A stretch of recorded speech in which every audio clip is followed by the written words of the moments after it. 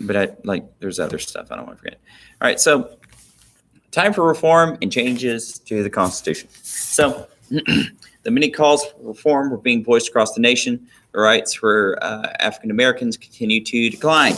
And so we saw that it kind of went up after the Civil War, but a lot of that had to do with like military occupation.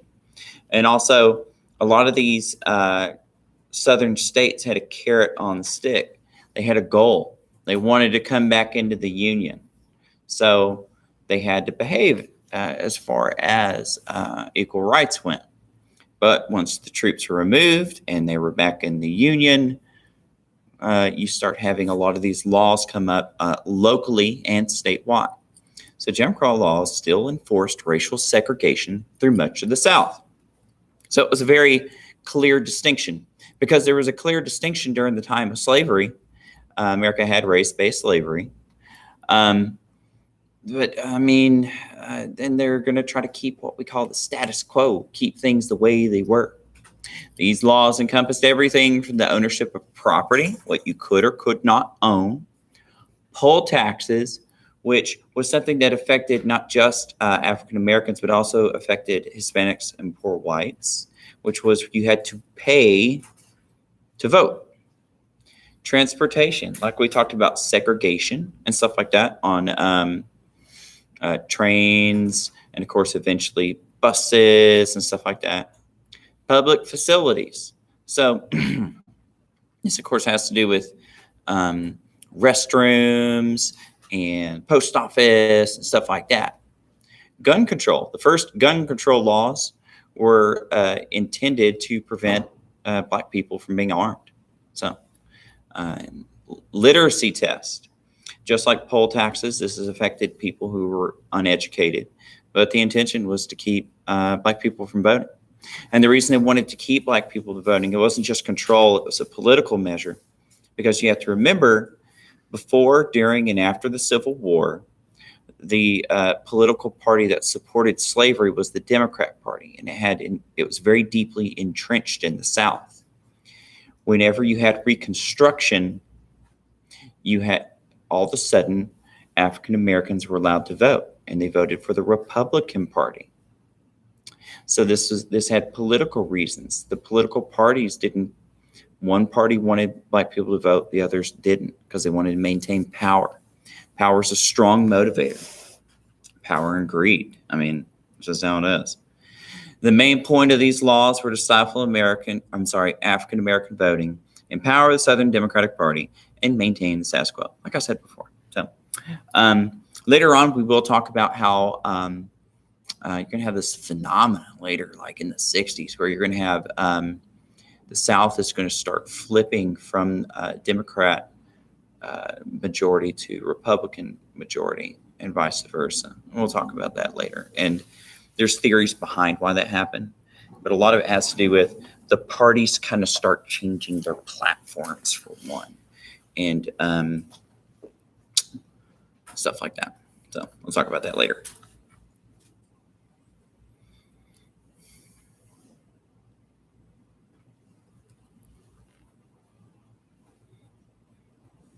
Any questions? Okay.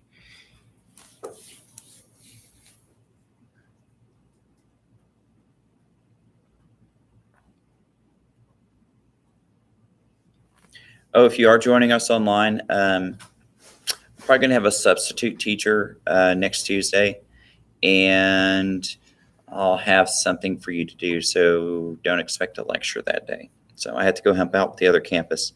So I'm going to have somebody come here and babysit. Is it babysit? Nobody said anything? Y'all don't care if I call it babysitting? Okay.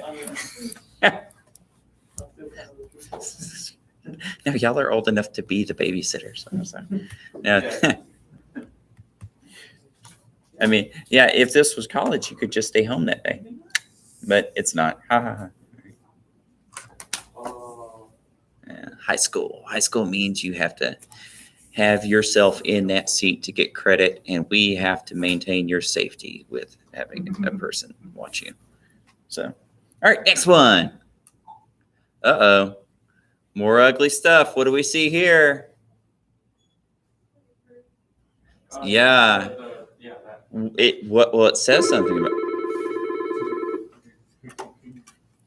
Hello. Hey, sure thing. No problem. Hey, Robert, you're supposed to go up front with your things. That I don't know, is what she said. I mean, so good luck, sir, wherever you're going. Yeah. So yeah, it says slavery, but it says worse than slavery. So this is like, I think this is from a newspaper, right? And you see two guys up there, and they're kind of holding hands. I don't think they're dating. Says one says White League, the other says KK. I think there's like supposed to be another K. So this is, it says, but what about that picture down there? Look at that symbology. Oh, I guess so. And hey, what's with this guy? What's this? Yeah, somebody being hung. So that's supposed to symbolize the murder, the lynching. No, that's supposed to be a person. And here, do you see people huddled in fear? And here you see a burnt schoolhouse. So yeah, so during this time period, you're going to see a resurgence of political violence. Bye.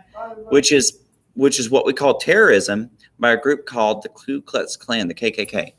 And let's see a bit about this. So first off, Jim Crow laws were enforced not only by local state governments, but they were also secretly enforced through the acts of violence, murder, intimidation, and even rape by the KKK. And supposedly their name's supposed to be like something to do like a play on Greek letters or words or something like that, but they're nonsense words. Like they don't really have a meaning. I think they said it sounded cool or something in their opinion. But back to them.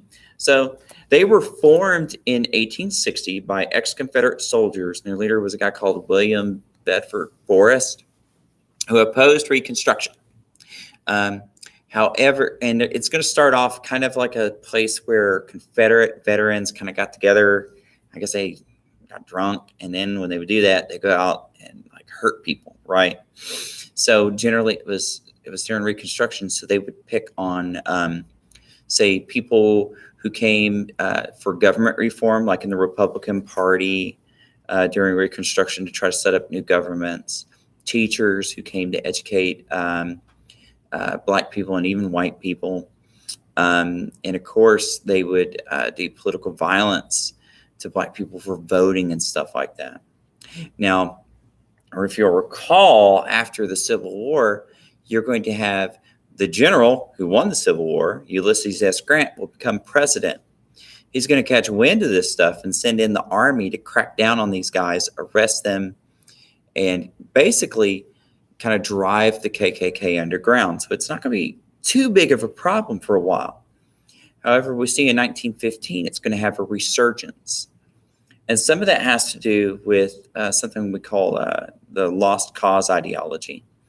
And a lot of that has to do with like you're going to have the generation after the Civil War and the generation after that.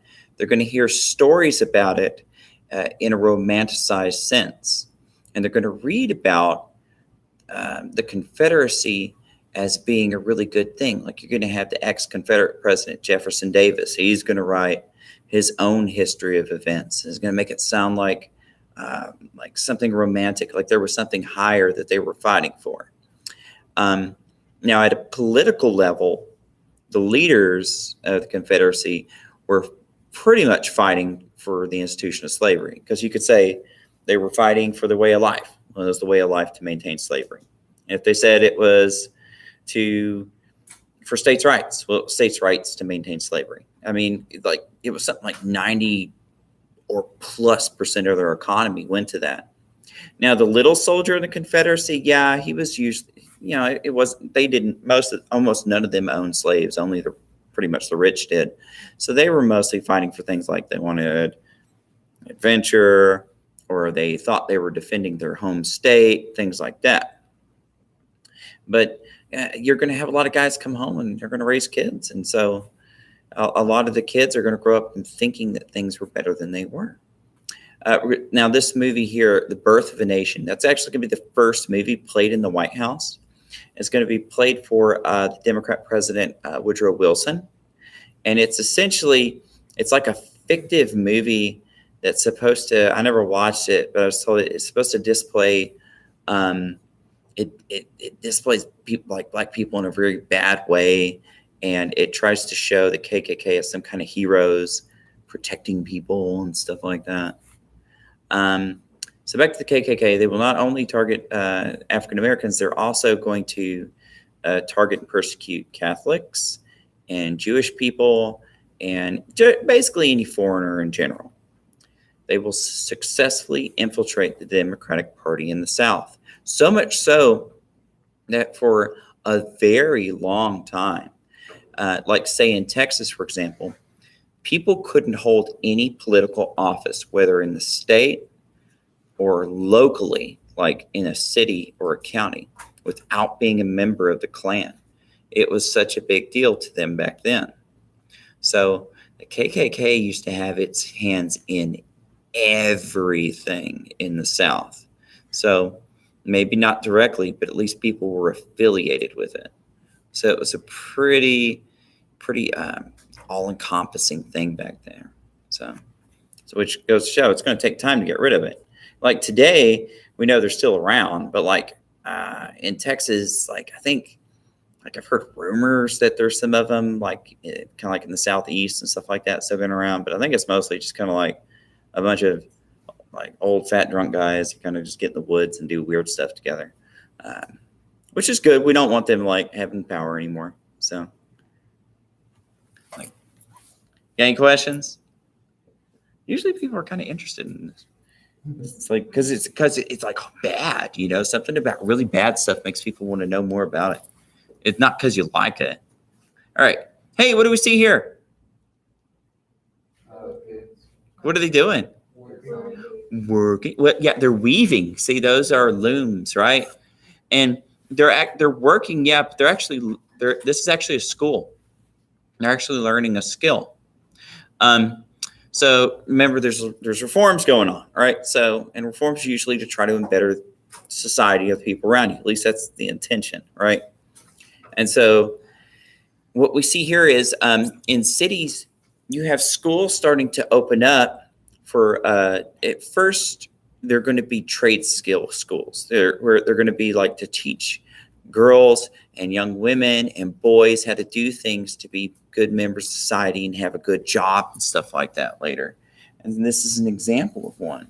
So here's a person, Jane Addams. She's going to lead the founding of something called the Hull House. Now, Hull Houses are still around today. Like there's, like, for example, I know there was one at the Veterans Hospital in Dallas.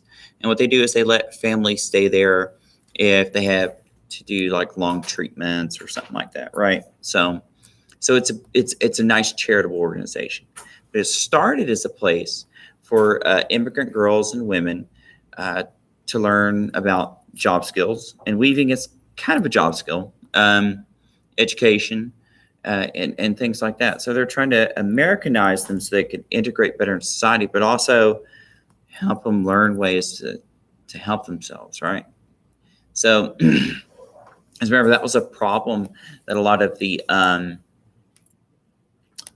people who didn't like foreigners had with immigrants, as they're like, they don't know how to speak English. They're separated from like the rest of society. So this is where you have somebody who's like, well, I'm going to help them out with that. All right. Here's a very influential book we're going to see later. It's going to influence a guy called Teddy Roosevelt. Upton Sinclair will write The Jungle. Now, it's a fictional book where he depicts a meat packing plant, I think, where they make lard, which is kind of like cooked down fat and stuff like that. And lard actually used to be a really big staple in people's diets. You know, like Crisco, they would just take it, put it on bread, and eat it. Yeah. So, that was like one of the main staples for like factory worker diets. They would just have like a little loaf of bread with like lard on it, and they'd call that lunch because it's cheap.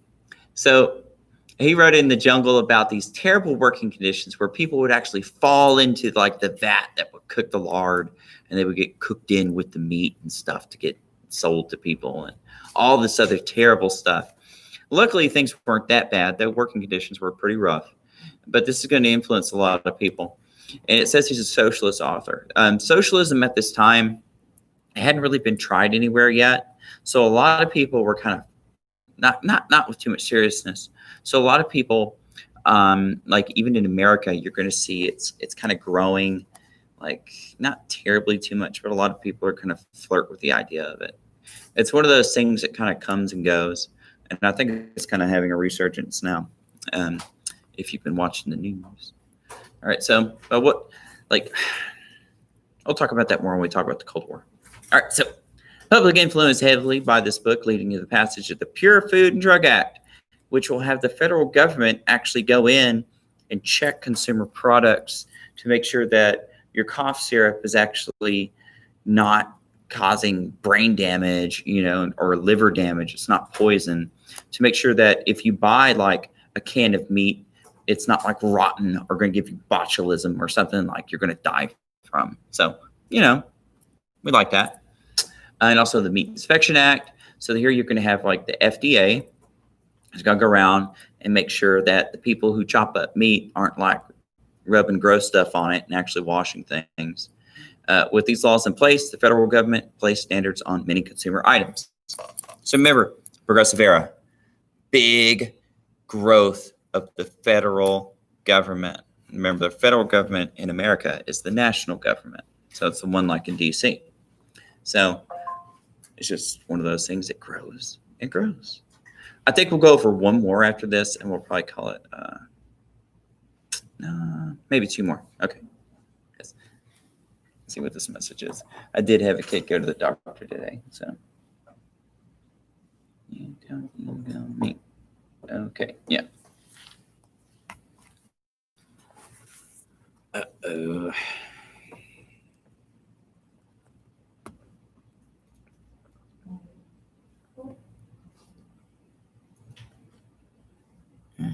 Okay. Around.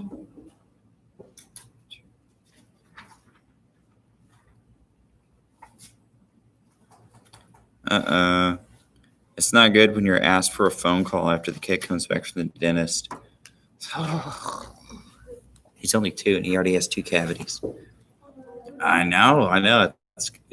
I brush his teeth. It's just it's like 2 times, like in the morning and in the evening. So, hey, you ready to move on? Okay, yeah, let's do it. Hey, what do you see here? Hey, now you're ahead of the other class. Have you ever heard of the NAACP? Yeah. What do they do?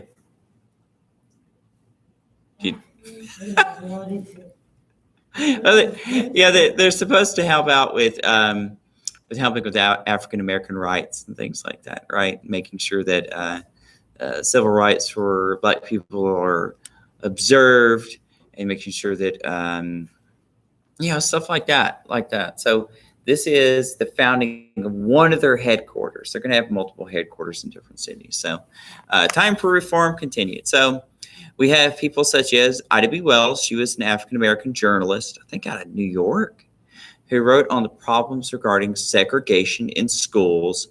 So, and that was a problem because remember, I think it was the other class I was talking about Plessy versus Ferguson. That was a Supreme Court case decision to where the Supreme Court said you can still have the same civil rights, but they have to be equal. So separate but equal. Well, we know that how it turned out was like the Jim Crow South. It wasn't equal. Like the schools, for example, Ida B. Wells wrote about how schools for African American kids were often underfunded. The teachers usually were like barely literate. They didn't have books. They didn't have a way to heat the place often, like in the winter. And she would also write about the horrors of lynching. And so lynching was a terrible thing. Now, Lynching is one of those things that throughout American history has crossed the color line. So people of all races have been lynched, but it was just proportionally of black people. And not only that, but it's actually, I mean, it's like, it's mob justice. It's where you get a group of people make an accusation and they murder somebody, usually through torture, with no evidence, no court, nothing like that. And so often the accusations were found to be lies anyways. And so the biggest motivation was usually just racism. So, but she's going to help lead to the founding of the National Association of Colored Women in 1896, and help found the NAACP, which was the National Association of the Advancement of Colored People. So our second person is W.B. Du Bois. He's a historian and a sociologist. A sociologist is kind of like a psychologist who studies groups of people instead of individuals. But and this is back when the field was pretty early, and he's going to help found the NAACP. He encourages education of African Americans and the assertion of their rights. I remember I had you read Booker T. Washington's speech, right? He was like the antithesis for that. Booker T. Washington called for civil rights through endurance, kind of like Gandhi or Martin Luther King Jr. W.B. Du Bois wanted them to be a lot more assertive. He didn't call for them to take it to violence or anything like that, but he really wanted people to be more aggressive in calling for their civil rights. So I think we are going to have this as the last one. Maybe. And like Malcolm X didn't necessarily call for violence either. I mean, he called for self-defense, if I remember right. But yeah, like because Malcolm X also, though, like a lot of people in the civil rights movement didn't like him because he was in the Nation of Islam, which it's not like normal Islam. Like it's more kind of like some people have accused it of being more like a cult where they take the Quran and change a bunch of stuff to make up their own. I don't know. So it's kind of strange. Yeah. So I don't know. We'll talk about that a bit later. We'll talk about the civil rights movement. Whereas, like Martin Luther King Jr., you know, he was a Baptist preacher, and which was pretty normal. People get that, you know, in America. So, all right, you got any questions? Yes, Mr. Ryder. No, okay. Hey, but yeah, so Tuesday we're going to have a substitute teacher, and we're going to have a test. I'm looking at probably in not next week, but the next week. 2 weeks, yeah. 2 weeks. So, all right. See you later, kids.